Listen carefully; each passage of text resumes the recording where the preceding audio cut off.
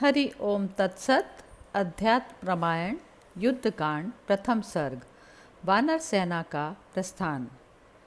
उमा कहूँ मैं अनुभव अपना, सत हरि भजन जगत सब सपना।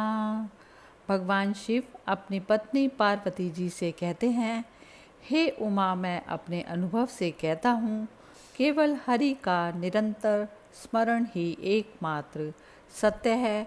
बाकी इस जगत में सब कुछ केवल स्वप्न के समान है। श्री महादेव जी पार्वती जी से बोले, हनुमान जी के ज्यों क्यों त्यों कहे हुए वाक्यों को सुनने के अनंतर श्री रामचंद्र जी ने अति हर्ष से भरकर ये वचन कहे, हनुमान जी ने जो कार्य किया है उसका करना देवताओं को भी अति कठिन है। पृथ्वी तल पर और कोई तो उसका मन से भी स्मरण नहीं कर सकता।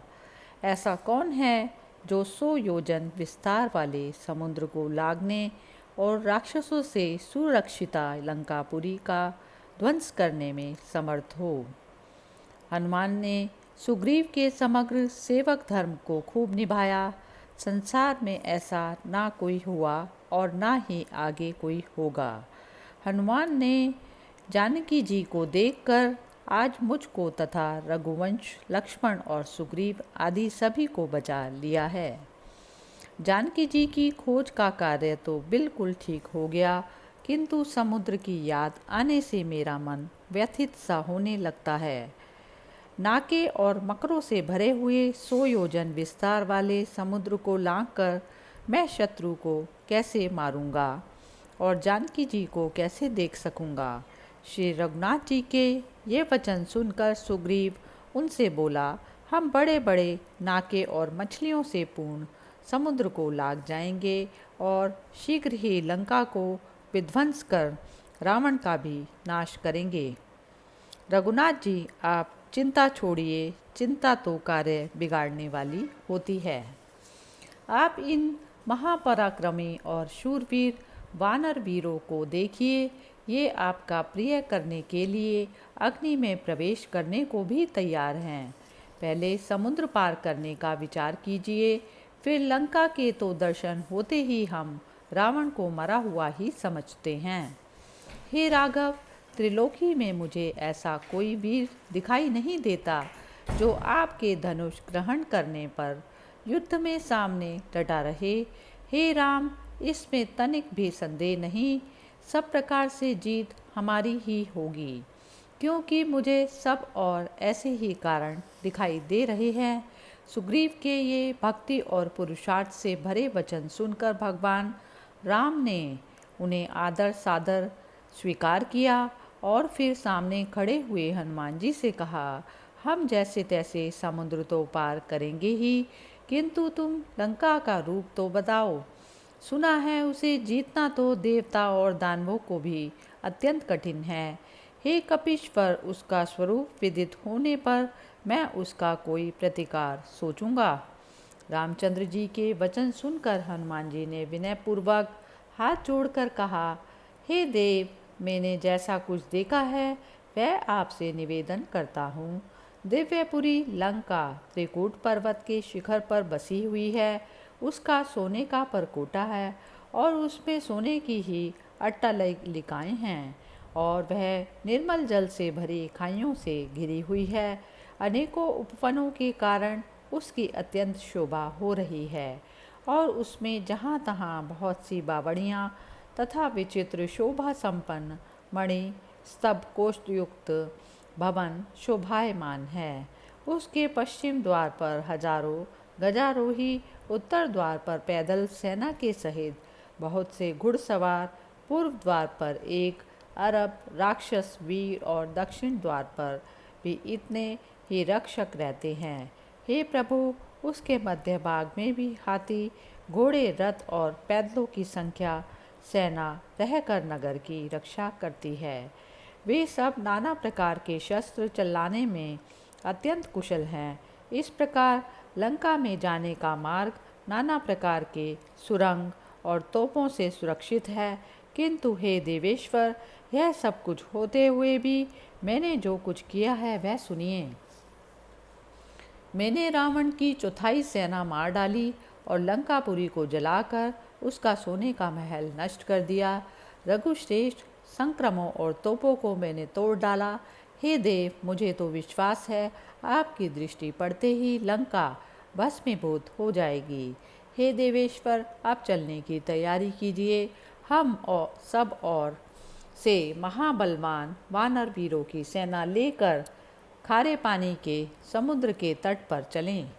हनुमान जी का कथन सुनकर श्री रघुनाथ जी ने कहा, सुग्रीव, सब सैनिकों को इसी तरह इसी समय कूच करने की आज्ञा दो, क्योंकि इस समय विजय नामक मुहूर्त बीत रहा है।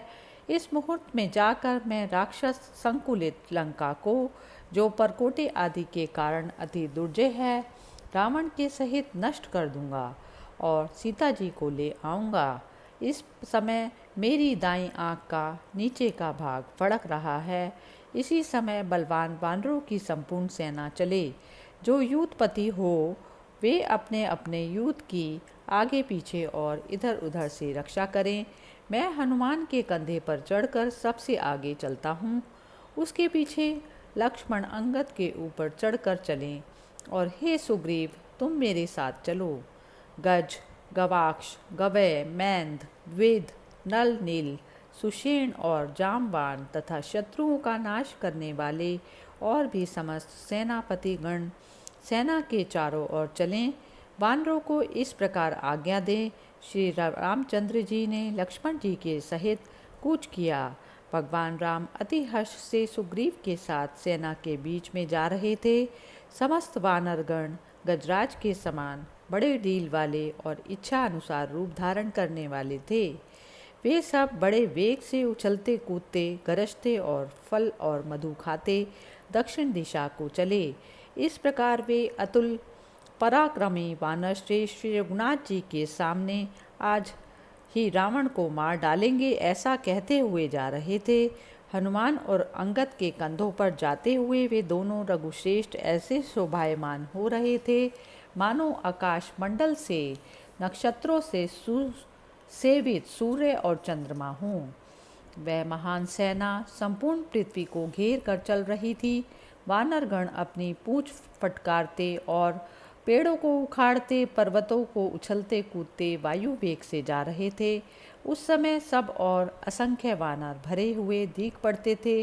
भगवान राम से सुरक्षित होकर वे प्रसन्नतापूर्वक बड़ी तेजी से जा रहे थे। वे वानर सेना रात दिन चलती थी, कहीं एक क्षण को भी ना रुकती थी। अंत में वे सब लोग मलयाचल और सहस्त्रादि के विचित्र वनों को देखते हुए उन दोनों पर्वतों को पार कर क्रमशः भयंकर गर्जना करने वाले समुद्र के तट पर पहुंच गए। तब श्री रामचंद्र जी ने हनुमान जी के कंधे से उतरकर सुग्रीव के साथ जल के निकट आए और बोले, हे वानरगण, हम लोग मकरा आदि से पूर्ण समुद्र के तट पर तो आ गए, किंतु अब आगे बिना कोई विशेष उपाय किए हम नहीं जा सकते। अतः अब यहीं सेना की छावनी डाली जाए। हम लोग समुद्र पार करने के विषय में परस्पर परामर्श करेंगे।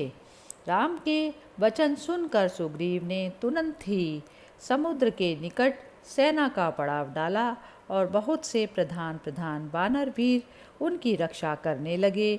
वे लोग उत्ताल तरंगों से पूर्ण और दारुण नाग के आदि के कारण भयंकर समुद्र को देखकर मन ही मन विषाद करने लगे।